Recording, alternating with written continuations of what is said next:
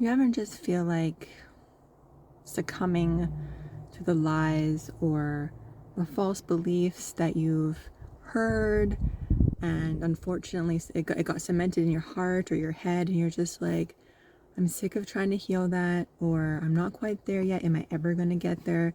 Get that lie uprooted and plant some truth or some good things.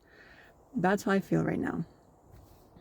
And if you're in that place, let's just be in that place together for a moment. But I'm working on a new journal, and it's called Rooted in Truth.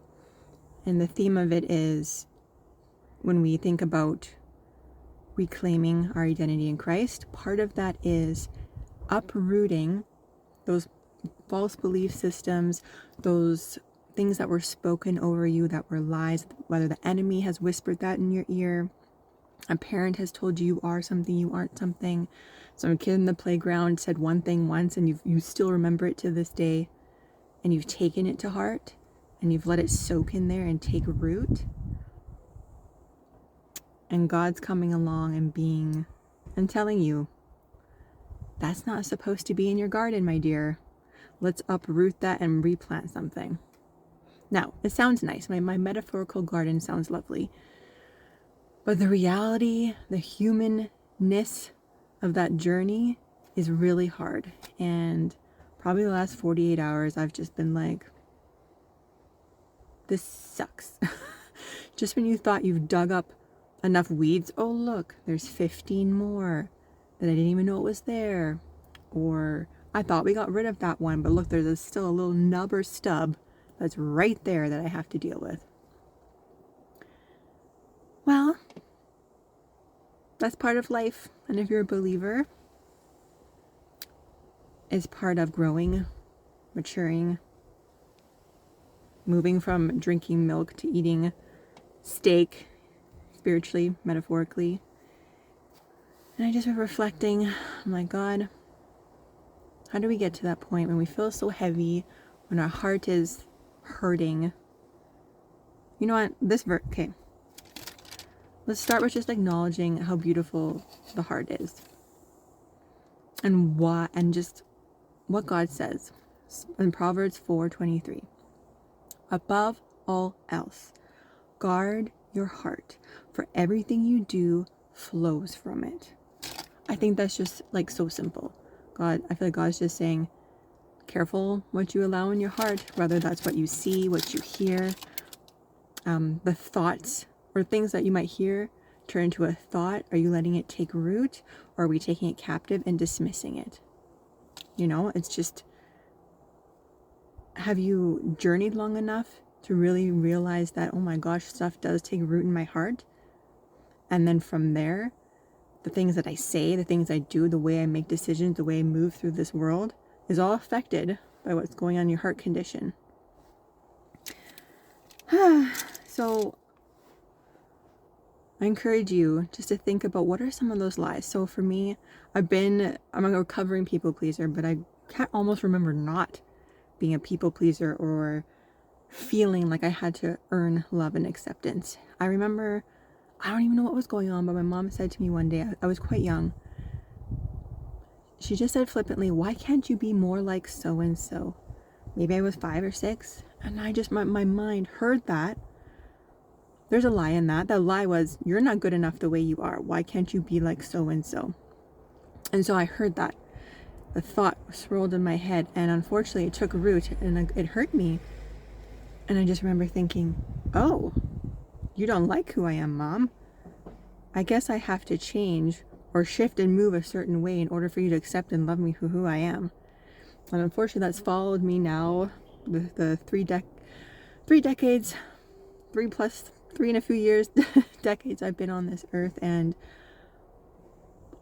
we can see, can you kind of see how that was a lie? You're not good enough the way you are. Comparing me to someone else, you need to be more like so-and-so. Then I'll approve of you. That lie, I allowed it, didn't know better because I was so young, allowed it to take root in my heart. And so then that root turned into fruit. Probably in my teens, 20s, and even 30s, I'm waffling, it can come out as fruit. Now, what do I mean by fruit? That could be, like settling for, so I'm believing I'm not good enough. So then that could be manifest in I'm settling for less than I deserve in a relationship. I'm losing my voice in my relationships, whether that be I'm holding back or I'm not saying my true feelings or needs. Like not taking risks. Oh, I'm not good enough, or I'm not strong enough to take on this risk. I'm not going to do it, right? So just if I believe I'm not good enough, then I'm gonna waffle. I'm not gonna be confident in what I'm doing or not doing, right? So that's one way that lie takes root and comes out in the fruit. I know it sounds kind of cheesy, but like I said, the journal I'm working on has a wildflower theme because I love wildflowers. They kind of just grow whatever, take their roots wherever, and come out blooming and beautiful.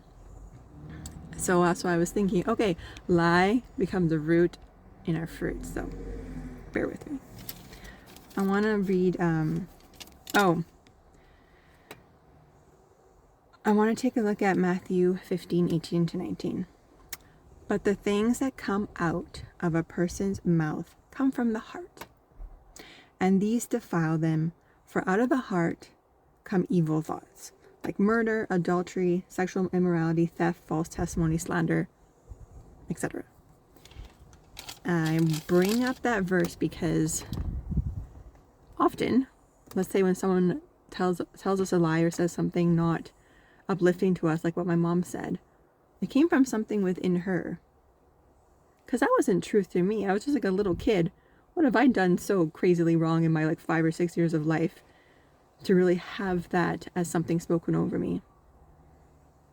So whether that's like an abusive partner said all this crap about you, what is the condition of that person's heart? So if you can learn to, now this is hard to do, right? When we hear something, we're emotionally triggered usually, and we want to respond. To learn to take the time to hear something, you're not good enough. Okay, who's the source? Who is saying that? Is that something God would say to you? Is the enemy saying that? It's coming from somebody who maybe heart condition is not in the best place. So they're saying this out of their own state, their own heart state. And if that is so, is it really true what they're saying? Should you allow that to take root and influence the fruit of your life? Now, I am preaching to myself because I have not perfected this by any means. But this has been muddling in my head the last little bit, and I think God's brought it there on purpose to help us take captive of these thoughts. How are we guarding our hearts? By what comes in here, by what we hear. Because He wants us to, if you've been through trauma and you're trying to work through healing and all the things, He wants us to dig up these lies in order to reclaim and renew our mindset, but also our identity in Him, because our identity comes from knowing Him, comes from accepting what He says about us. So, and that's a whole discussion in a nutshell. That can look like many different things, but just for today, what are you believing that are lies that have been spoken over you? And if we just talk about, if you've been in a domestic abuse situation, you're coming out of it, what has that partner said to you over and over and over that almost you've come to believe? Because it's almost easier sometimes to believe these things because maybe they've gaslight you so many times. You're like, maybe I did do that, or I am that, because you said it for the last 6 years straight. I really, really must be that horrible. And then you start to believe it. And if I believe I'm horrible, I'm not going to walk in maybe the ministry that God has called me to walk in. I'm not going to maybe go for that job that I think I'm qualified for, but I'm like, listen, I've been told I'm kind of a crummy person. I can't go for that supervisor position. Am I crazy? I don't have what it takes. And that's really hard if you're trying to rebuild your life after trauma and you want to elevate yourself and be in the most fullest state that you can be in and have your potential just grow. How are you going to get there if these beliefs are hanging over your head? The last video or two that I made, I talked about running the race and just stripping off those weights those weights, like these lies that we believe. How are we going to run this race, guys, if we have these weights weighing us down? Did I even say that correctly? Whatever. Weights weighing us down. We are not going to be walking in the fullness of our identity if we don't know what we're believing. That is like BS. Okay? And so I just encourage you. I just want to make sure I didn't forget. Oh, yes. When we are getting into a healthier place and we're recognizing these false beliefs, guess what? We're gonna get to know what is lies and what is truth a whole lot quicker. I like what John 8:32 says. Then you will know the truth, and the truth will set you free.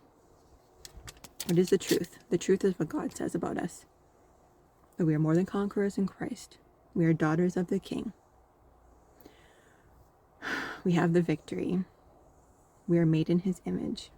We are not stupid. We are not horrible. We are not less than.